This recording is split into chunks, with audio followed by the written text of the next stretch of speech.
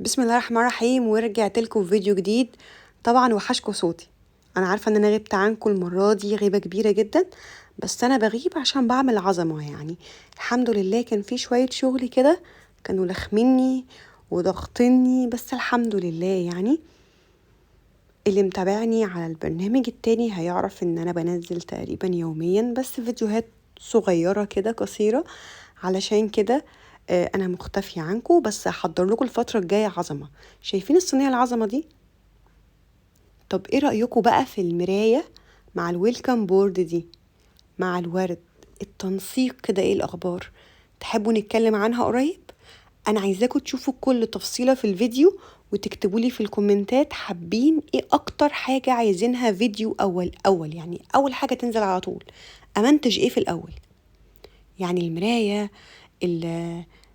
صينية الشبكة، في حاجات قدام كتير جدا، مثلا زي القمر دي، المروحة بتاعت العروسة اللي هي الفراشة الترند. ايه رأيكم؟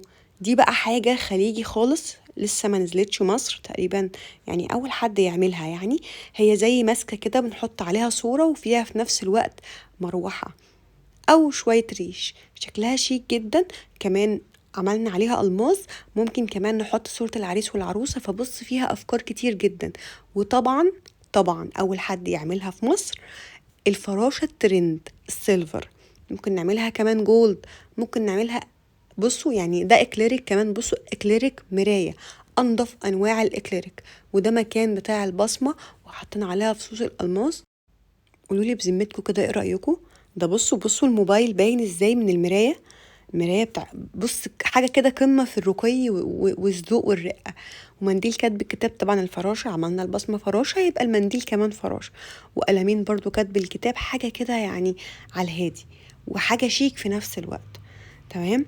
قولولي بقى كده نعمل ايه الفيديو المونتاج قريب على فكرة، لسه قدام، استنوا بس اتقالوا. هتلاقوا فيه كوكتيل شغل وكوكتيل حاجات. البوكس ده بوكس بتاع بوكيه، اكبر بوكس بوكيه عملته. العروسة تقدر تحط فيه كل مشتملاتها تماما، مروحة، مراية، بوكيه. ممكن تحط يعني الوصفات بتاعتها كمان جوه. يعني ده كان مقاسه 40 في 40، عملته باللولي. فبصوا بقى يعني كان حاجة كده تحفة.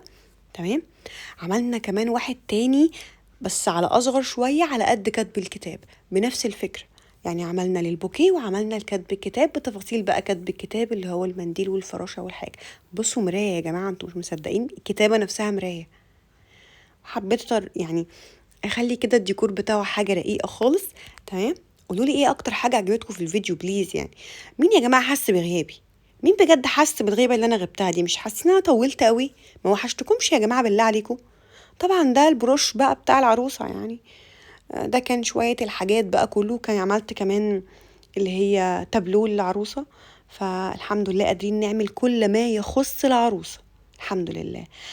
التورتة الفيك، التورتة الفيك من الأول للآخر أنا اللي عاملاها.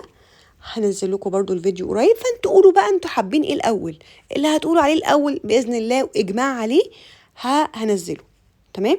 بصوا تفاصيلها عاملة ازاي، فظيعة بجد يا جماعة، بجد كانت حلوة جدا. أنا ما كنتش متخيلة انها تطلع حلوة كده. كنت بأكد لكم انها فيك يا جماعة مش حقيقية. توزيعات بتاعة العروسة أو بتاعة الحنة، بصوا أشكالها، بصوا الخشب العادي والمراية، بصوا الفرق.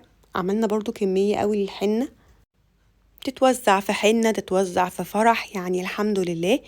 في فكرة بقى حاجة جامدة جدا، بدل ما الماكت سعره عالي قوي، أنا عملت بديل للماكت. هقولكوا برضو عليها في فيديو تاني. أظن الصورة واضحة، الفيديو واضح، يعني مش محتاج كلام. بس هنقول بقى تفاصيله كلها في الفيديو ان شاء الله. انا بس بديكوا تخطيف كده من الحاجات اللي ايه ناوي انزلها لكم الفتره الجايه. قولوا بس ادعوا يا رب يديني شويه صحه. تمام. بهزر ان شاء الله. اعمل لكم. انا بس محتاجه ان انتوا بس كده تفتكروني، عشان انتوا نسيتوني. قلت بقى هشوقكم بالفيديوهات اللي جايه، عشان بقى انزل حاجه كده على الهادي. تمام. طيب. كمان عملت بنفس فكرة إلسا ده عملت ايفنت تاني يعني ممكن نعمل أي شخصية كرتونية بنفس الفكرة. طبعا بقى البالون والحاجات دي كلها والحبشتكنات حسب الديكور وحسب الايفنت، مع الباك دروب كده وحرف الام بتاع العيد ميلاد سوري. تفاصيل وحتة موكيت كده لطيفة غيرت شكل المكان نهائي. كمان عملنا منها اللي هو باربي برضو بنفس الفكرة، نفس الفكرة اللي هقولكوا عليها ان شاء الله في الفيديوهات اللي جاية. تمام. احنا بنلعب بازل، ده بازل يا جماعة، ده يعني شغل تقيل والله العظيم، شغل بيتدرس في كورسات بألوفات بجد، ألوفات يعني.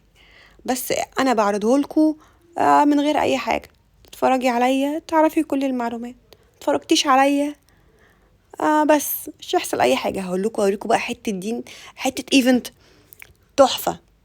بصوا بقى، ده بالون مع دمج الورد مع الباك دروب مع الفراشات الترند. الفراشات دي بقى لوحدها فيديو، هقول لكم عملتها ازاي في فيديو لوحده. طبعا الديكور الاكسات اول حد نزله طريقته تمام، مع الورد الاحمر والورد الابيض. قولوا لي بقى ايه اكتر ديكور فيهم عجبكم، مع الفوشيا مع الابيض، ايه رايكم ولا ابيض احلى؟ ده كده بصوا السيمبل خالص، وجعل بينكم مودة ورحمة. وكمان بقى دول بقى المفصولين يمين وشمال، خدتوا بالكم ان في دايرة، ان في قوسين، ان في حاجة، في اشكال مختلفة. تعرفوا ان احنا ممكن نغسل الورد ولا ما ينفعش نغسله؟ طب ننضفه ازاي؟ هقولكوا على طريقة تنظيف الورد اللي انا عملت بيها ده، نضفته بقى اكنه لسه جاي جديد حالا. ده برضو فيديو لوحده. تمام. مناديل كتب كتاب اللطيفة الشيك المطبوعة، أسهل مناديل كتب كتاب تتعمل في التاريخ. مطبوعة شوية ورد بلاستيك، شوية فرو، شوية ريش، شوية جبير أو من غير حاجة خالص، مع الفستان وشوية تل، عملنا أحلى وأسرع منديل كتب كتاب. المروحة دي شاسيه، خلي بالكوا في فرق بين الشاسيه اللي هي المعدن والخشب، في فرق شاسع في السعر أضعاف وأضعاف، وفي الشكل وفي كل حاجة. وده برضو أكتر حاجة سيمبل في التاريخ. بصوا الجبير يعني تقريبا ده أقل سعرا من حاجات كتيرة جدا. الورد اللطيف ده اللي بقينا نحطه على البصمة وبقينا نحطه، ده بقى يتحط في البوكيهات كمان والبصمة. ده بقى أنا هسيب لكم تتخيلوا بدماغكم أنا بعمل إيه، عشان ده لسه شغالة عليه. ده بقى حاجة كده ترند ان شاء الله يا رب، هيبقى ترند. قولوا لي بقى كده خمنوا، اكتر واحد هيخمن انا بعمل ايه هيبقى تمام. دي بقى ايه تتخيلوا؟ دي بيمسكوها الوصفات بتاعه العرايس برضو في الحفله دي، انا كنت عاملاها يعني حاجه كده مميزه للعرايس تتمسك في الايد كده.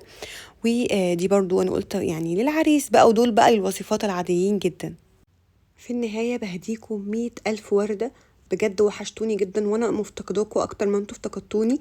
قولولي بقى نبتدي فيديوهات ايه الفترة الجاية.